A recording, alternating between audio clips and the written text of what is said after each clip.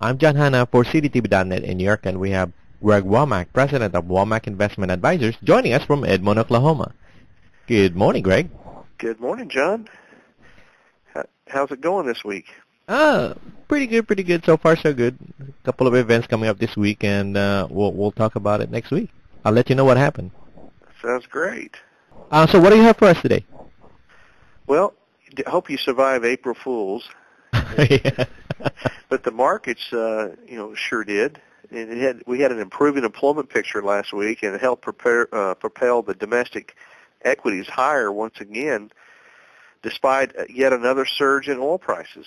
And so the S&P ended last week just shy of its recent high of 1343 in February, while the small cap Russell 2000 is now at its highest level since July of 2007.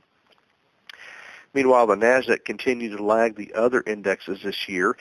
It's up only through last week a little over 5% for the year, whereas the Dow's up almost 7%, and the S&P up almost 6%. So we're kind of at a what I call a critical, not a critical stage, but a kind of a no man's land. The only index really besides the Russell's 2000, the Dow has gotten to its recent highs of 12,391. In fact, as of 12:30 Eastern Time today, John, on April the 4th, the Dow is at 12,398 as we speak, which is just about 7 points higher from its previous high set back on February of this year. So, but the volume has been pretty light. It's been a little bit below average. So what we need to see really for these indexes to break out into new momentum is to see a breakout above those previous highs set back in February of this year with some really good volume. And we don't have that quite yet. So it's a little calm right now. The S&P, the previous high set back in February was 1,344. Currently today we stand at 1,333 as of 12:30 Eastern Time on April 4th. So if we can get a decent momentum, some good news perhaps, we could propel the markets much higher in another leg up. But only time will tell if we can maintain that. If we take a look at some of the headlines last week, we had unemployment fell slightly in March to 8.8%. It's the fourth straight decline from November's 9.8% and the lowest rate in 2 years. So non-farm payrolls added 216,000 jobs during the month. Consumer spending was up again in February, the Commerce Department said, rising more than twice as much as disposable personal income. So consumers are loosening up their pocketbooks and spending more.